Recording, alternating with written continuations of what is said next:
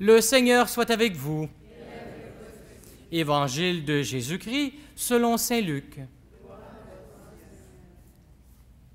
Pour mettre Jésus à l'épreuve, un docteur de la loi lui posa cette question.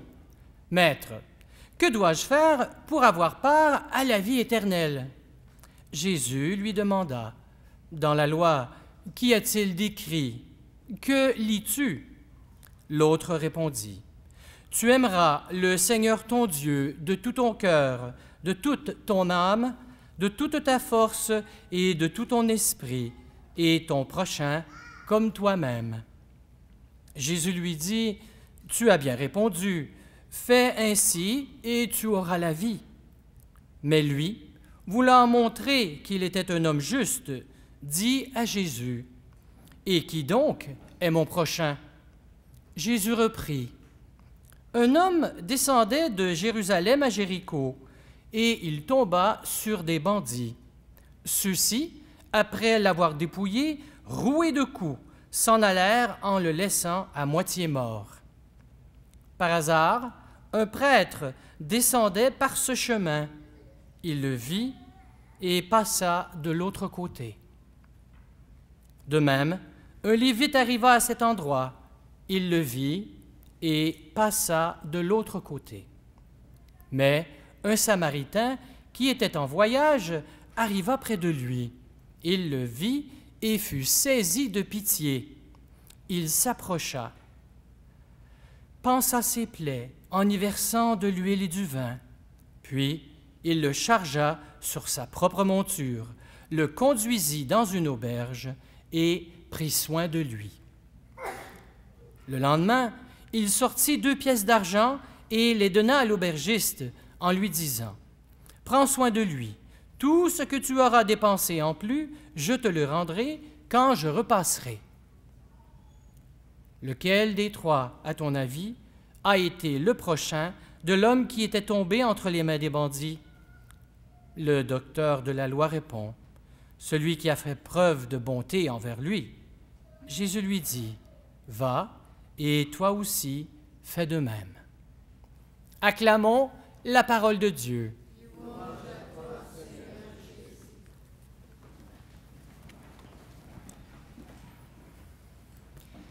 Mes frères et sœurs, nous vivons dans l'illusion de la proximité.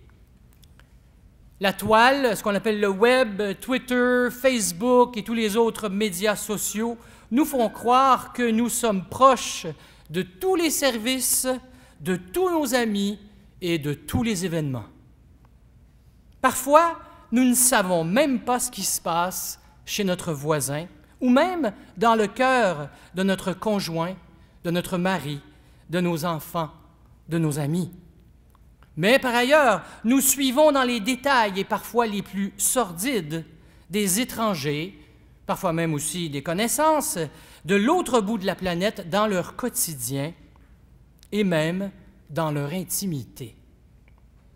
C'est une proximité factice. Elle est factice car souvent elle oublie notre réalité d'être fait de chair et d'os, avec un corps dans une réalité bien concrète. Elle est superficielle parce qu'elle se fait dans le confort de notre chaise, de notre divan ou même attablé à un café ou à un bistrot. Les Écritures aujourd'hui nous montrent que Dieu et que sa parole, qui est appelée aussi sa loi, que Jésus-Christ, que nos frères et sœurs en humanité sont liés à nous de manière intime et que la proximité de la loi est appelée à devenir une loi de la proximité. Et donc, c'est le titre de mon intervention aujourd'hui. La proximité de la loi est une loi de la proximité. Jésus, par la compassion du bon Samaritain, révèle qu'il n'est pas tant question de tergiverser et de discuter longuement sur définir qui est mon prochain. Vous savez, je travaille dans une université et les élèves se plaisent souvent à lever la main et à dire « Oui, mais pouvez-vous définir ce terme? Qu'est-ce que vous voulez dire par tel terme? » C'est ce que fait le docteur de la loi. Et pourtant, Jésus, de manière très habile, s'organise à retourner la question vers lui, et nous verrons qu'il fait plutôt poser la question « Mais tu es le prochain de qui ?» Pour bien saisir cette loi de la proximité, il est important de voir le rôle et la place du corps. Oui, de la place du corps dans les 3 passages de l'Écriture d'aujourd'hui. Dans la première lecture, l'auteur veut nous faire comprendre que la loi de Yahweh est accessible, elle est atteignable. Elle n'est pas au-dessus de nos forces, nous dit l'auteur. Elle n'est pas constituée donc de philosophie obscure, de lois complexes, ni de rituels religieux ésotériques qui seraient réservés à un petit groupe d'élite.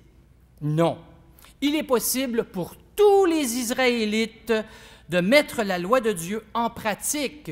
Et ce terme en pratique, nous l'entendons d'ailleurs 3 à 4 fois dans quelques versets. Et donc, chaque personne est appelée à devenir la loi. Cette parole, elle est dans ta bouche et dans ton cœur. La loi, donc, est praticable parce qu'elle est accessible, elle est atteignable, elle fait même, je dirais, partie de nous. Nous pouvons incarner la loi. Nous pouvons lui donner un corps, c'est ce que incarner veut dire. Nous pouvons lui donner donc notre corps individuel et même notre corps corporatif. Ne sommes-nous pas appelés le corps du Christ comme communauté? Et donc, n'appartenons-nous pas à une foi de l'incarnation où tout notre être est sauvé en Jésus-Christ? Cette idée que notre corps, notre esprit et notre âme sont divisés, écartelés dans des substances complètement différentes, vient vraiment des Grecs, elle ne vient pas des Juifs. Être une personne, c'est avoir un corps, un esprit et une âme qui font partie d'un même tout. La deuxième lecture nous ferait vraiment prendre conscience que cette idée du corps relève aussi de la manière dont Jésus nous a sauvés et continue de le faire. Il le fait parce qu'il est le premier. Paul nous dit « la tête du corps qu'est l'Église ».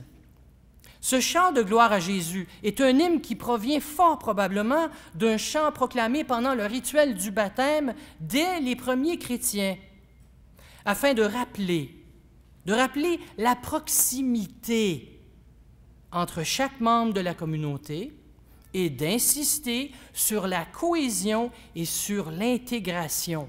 Et donc, dans l'apprentissage, dans le rituel lui-même, cette proximité s'installe avec mes frères et sœurs en Jésus-Christ.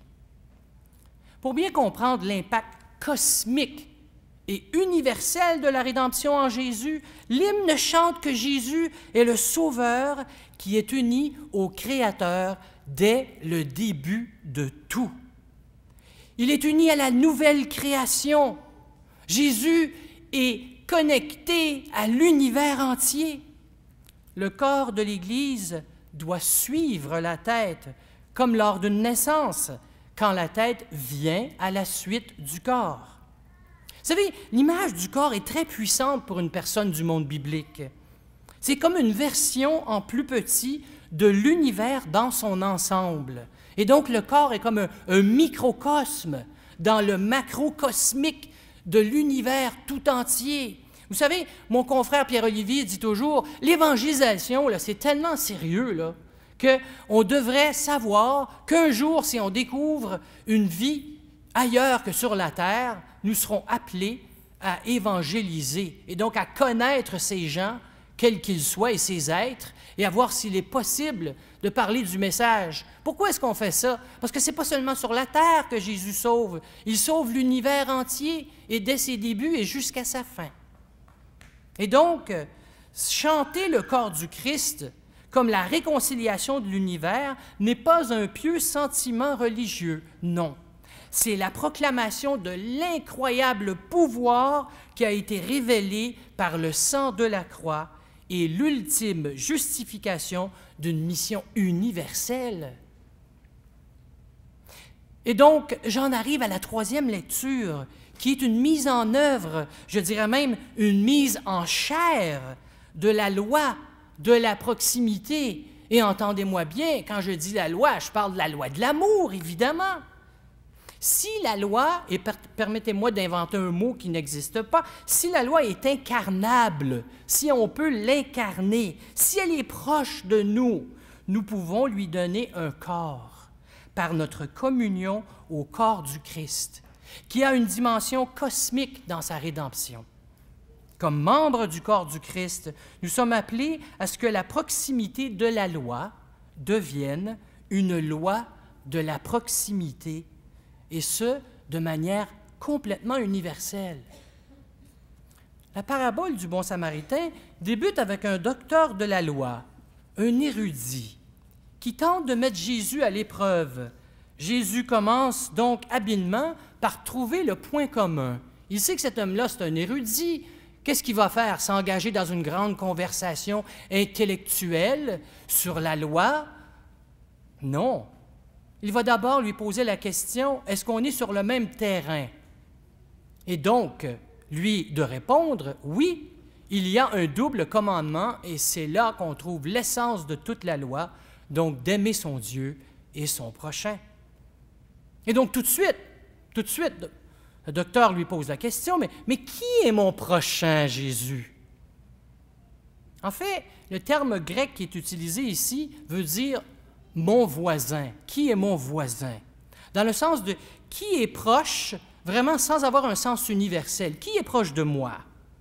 Et donc, c'est comme si le docteur de la loi disait, mais qui est proche de moi pour que je l'aime comme me le demande Dieu dans son commandement?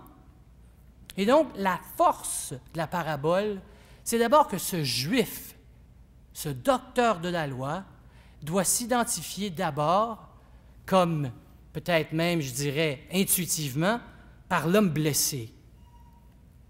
Et peut-être même ensuite, et là ça commence à devenir inconfortable pour un juif, de reconnaître que les deux personnes qui n'aident pas cet homme blessé sont des juifs, un prêtre et un lévite.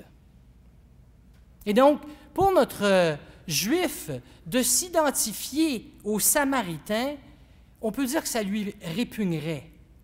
Pensez-y si vous voulez avoir une idée de comment ce juif percevrait ce Samaritain. C'est quelqu'un qui n'est pas de son ethnie, qui n'est pas de sa religion, et donc un adversaire potentiel et peut-être même un ennemi. Bon, essayons de le mettre dans des termes peut-être plus concrets. Un Palestinien, un Israélien, ou pendant la Deuxième Guerre mondiale, un Allemand et un Juif. Le docteur, donc, se trouve à se mettre à la place d'un ennemi pour comprendre ce qu'est la compassion.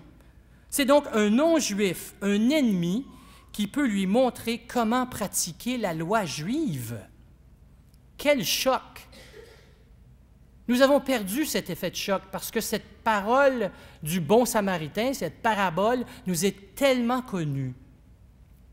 Notre juif, donc, doit se mettre à la place du samaritain pour saisir qu'il s'agit non pas de qui est proche de lui pour qu'il aime cette personne, mais que la loi de l'amour, c'est se faire proche de l'autre. La parabole révèle ainsi la manière de prendre soin de l'autre.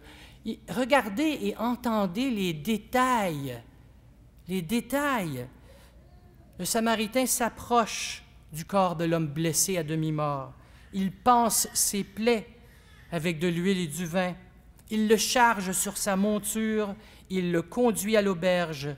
Il prend soin de lui, mais cela n'est pas encore suffisant. Après tout cela, il dit à l'aubergiste, « Prends soin de lui, voici de l'argent et je vais repasser. » La loi de la proximité est vraiment un engagement, une incarnation qui implique effort, rencontre, temps où les esprits, les corps et toutes nos ressources sont mis à la disposition de l'Évangile. Donc, la loi de la proximité auquel nous invite la parabole du bon samaritain n'est pas une proximité factice, facile, confortable. Elle nous invite à honorer et à devenir, avec nos propres corps et nos ressources, le corps du Christ, et de toucher concrètement l'autre, de vivre comme des chrétiens incarnés qui pratiquent l'Évangile. Comme la parole de Dieu de l'Ancien Testament, la loi de la proximité de l'Évangile, elle est difficile, mais elle n'est pas compliquée. En fait, c'est très simple. Si par hasard, le Samaritain, comme nous-mêmes d'ailleurs, ne saisissons pas encore qui est cet autre, qui est mon prochain, regardons, en terminant, un petit détail qui est frappant dans la parabole qui peut répondre à cette question. C'est que l'homme n'est pas identifié. Est-il pauvre? Est-il riche? Est-il important ou non? Est-il bon? Est-il mauvais? Est-il juif ou non? Nous ne le savons pas parce que ce n'est pas pertinent ou parce que ce l'est trop. C'est un être humain et c'est tout ce qui importe. La parabole dit que notre prochain, ce sont nos frères et sœurs en humanité qui sont dans le besoin. Sans oublier que cet amour du prochain est aussi lié à l'amour des ennemis, puisque c'est bien un ennemi qui démontre à notre docteur de la loi que la compassion qui vient de Dieu peut venir même de quelqu'un que je n'aime pas. Demandons au Seigneur aujourd'hui, mes frères et sœurs, que dans notre communion, nous devenions, comme le disait un célèbre père de l'Église, de plus en plus ce que nous mangeons. Devenons ce que nous mangeons, le corps du Christ. Alors, nous pourrons le donner beaucoup plus simplement, sans compliquer les choses, car nous aurons la force de le faire.